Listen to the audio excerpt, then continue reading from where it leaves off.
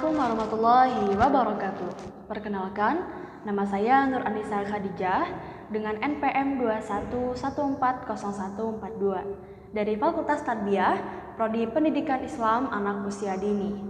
Video ini dibuat untuk memenuhi tugas akhir semester 1 dengan mata kuliah Bahasa Indonesia yang diampu oleh Ibu Husnul Hatimah MPD. Seperti yang telah kita ketahui bahwasanya keterampilan berbahasa itu terbagi menjadi 4 macam, yaitu yang pertama, keterampilan berbicara, keterampilan membaca, keterampilan menulis, dan keterampilan mendengarkan atau menyimak. Namun, pada video kali ini saya akan membahas tentang 2 keterampilan, yaitu keterampilan berbicara dan keterampilan membaca. Materi yang pertama yang akan kita bahas adalah tentang keterampilan berbicara. Sebagai mahasiswa dan mahasiswi di Institut Agama Islam Darussalam Martapura, tentunya kita seringkali berbicara untuk berbagai keperluan. Contohnya untuk presentasi, sosialisasi, seminar, dan lain sebagainya. Untuk bisa terampil dalam berbicara, tentunya kita sebagai mahasiswa dan mahasiswi tidak boleh asal-asalan dalam berbicara, namun berbicaralah yang berkualitas. Nah, untuk mencapai pembicaraan yang berkualitas, kita harus memperhatikan 3 hal. Yang pertama adalah kualitas diri, yang kedua adalah kualitas materi, dan yang ketiga adalah kualitas cara penyampaian. Baiklah, kita masuk pada poin yang pertama, yaitu meningkatkan kualitas diri. Nah, dalam meningkatkan kualitas diri pun kita harus memperhatikan beberapa hal. Yang pertama adalah persiapan. Lakukanlah persiapan ketika kita ingin berbicara untuk keperluan, contohnya presentasi, seminar, dan sosialisasi atau dan lain-lainnya, agar lebih siap ketika maju untuk berbicara. Kemudian yang kedua adalah ciptakanlah penampilan. Ciptakanlah penampilan artinya pakailah misalnya baju yang bagus, yang baik, yang bersih, agar terlihat sopan dan menarik. Kemudian yang ketiga adalah berpikir positif. Nah, ini penting banget ya teman-teman, ketika kita berbicara untuk berbagai hal atau berbagai keperluan, itu sebelum maju, hendaklah kita berpikir positif. Agar apa? Agar ketika kita berbicara itu bisa lebih leluasa, karena pikiran kita sudah kita atur. Kemudian selanjutnya adalah fokuslah pada pendengar. Jadi ketika kita berbicara itu jangan sampai kita hanya fokus dengan apa yang kita bicarakan, akan tetapi hendaklah juga kita fokus pada pendengar yang sedang mendengarkan kita berbicara. Kita fokus artinya apakah mereka paham dengan apa yang kita bicarakan atau tidak gitu ya. Karena kita juga tahu bahwasanya setiap orang itu mempunyai tipe-tipe yang berbeda ketika mendengarkan atau menyimak. Jangan lupa juga kita memakai rumus 227. Apa itu? Ya, senyum. 2 cm ke kanan, 2 cm ke kiri, dan lakukanlah selama 7 detik. Agar apa? Agar ketika kita berbicara sambil diselingi dengan senyum, itu bisa membuat kita lebih rileks dan lebih bisa menguasai suasana. Poin yang kedua adalah tentang kualitas materi atau menciptakan materi yang berkualitas. Untuk bisa menciptakan materi yang berkualitas, tentu saja memerlukan keahlian khusus. Bagaimana? Misalnya menyusun materi dari apa yang mau disampaikan, kemudian terstruktur. Terstruktur itu maksudnya adalah materi yang dibawakan itu sudah ada susunan-susunannya agar memudahkan para pendengar untuk memahami materi secara keseluruhan yang disampaikan oleh pembicara tersebut. Adapun untuk membuat materi itu biasanya harus memperhatikan siapa sih sebenarnya yang akan menjadi pendengar kita. Apakah kita sedang berbicara dengan orang tua? Apakah kita berbicara dengan anak-anak? Atau apakah kita sedang berbicara kepada orang dewasa? Nah, jadi kita juga harus menyesuaikan apa yang akan kita sampaikan kepada para pendengar agar tidak salah sasaran. Kemudian selanjutnya poin yang ketiga adalah tentang cara penyampaian materi. Untuk bisa menciptakan sebuah materi yang berkualitas, tentu saja memerlukan keahlian khusus. Bagaimana misalnya menyusun materi itu dari apa yang mau kita sampaikan hingga terstruktur dengan baik dan benar. Terstruktur itu maksudnya adalah materi yang dibawakan itu ada susunan-susunannya agar memudahkan para pendengar untuk memahami materi yang sedang kita bicarakan.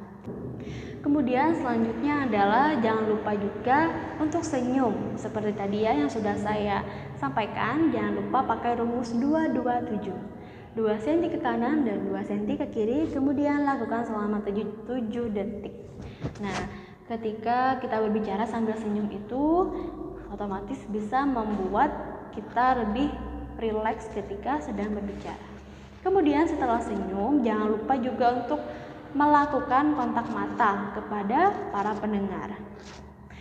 Artinya, ketika kita berbicara, jangan juga kita terlalu fokus dengan bahan atau misalnya ketika kita berbicara untuk keperluan presentasi. Nah, jangan juga kita hanya fokus kepada layar PowerPoint saja misalnya.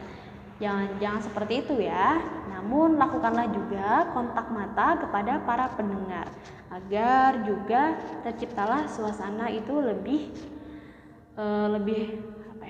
leluasa seperti itu kira-kira. Baiklah, usai sudah pembahasan kita tentang materi keterampilan berbicara. Kemudian akan kita lanjut kepada materi yang kedua, yaitu tentang keterampilan membaca. Keterampilan membaca memiliki 4 aspek yang terdiri dari keterampilan berbicara, keterampilan menulis, dan keterampilan menyimak. Di mana keempat aspek tersebut jika menjadi kebiasaan akan memberikan banyak keuntungan. Keterampilan membaca itu ada banyak sekali macamnya. Di antaranya adalah keterampilan membaca berita, keterampilan membaca puisi, dan keterampilan membaca kritis. Nah, pada kesempatan kali ini saya akan membahas tentang membaca kritis.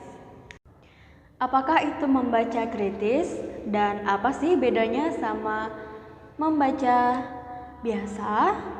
Baiklah, membaca kritis itu merupakan kegiatan membaca yang bertujuan untuk memahami bacaan secara mendetail, mengkritik hasil bacaan, dan dapat menganalisis hasil bacaan.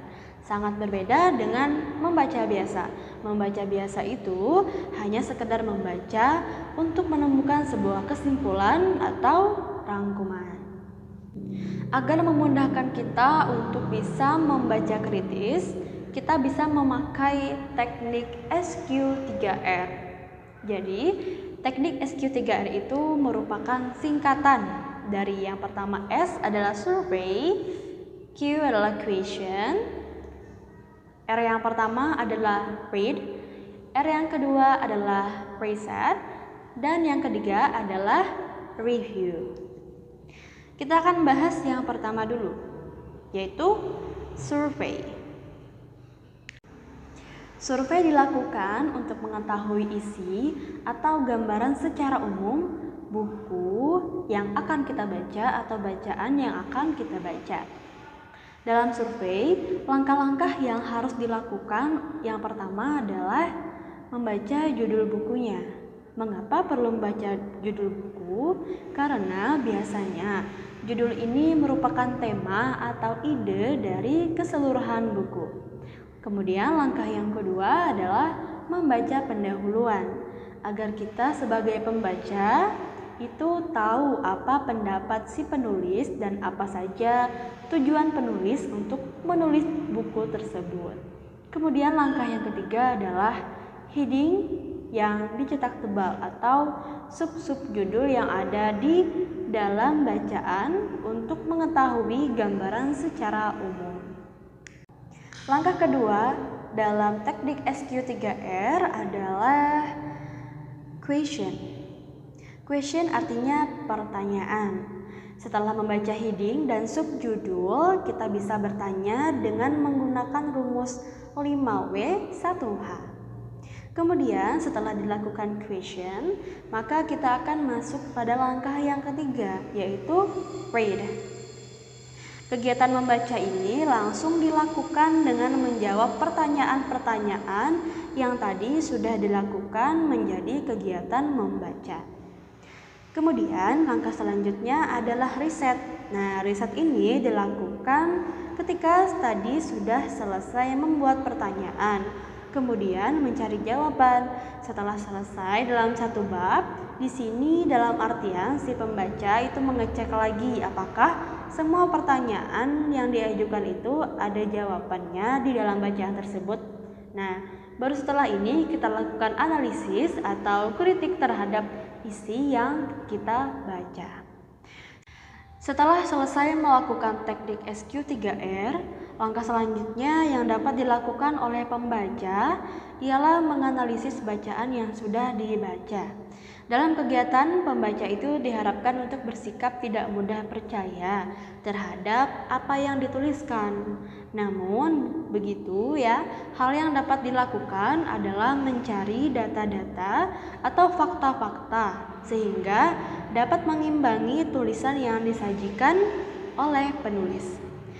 Sikap membaca kritis yang pertama yang bisa dilakukan adalah tidak mudah percaya dulu terhadap informasi yang disajikan.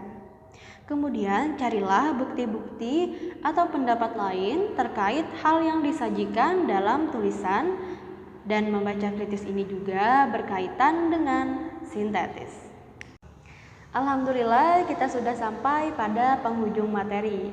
Demikian yang dapat saya sampaikan, semoga dapat bermanfaat.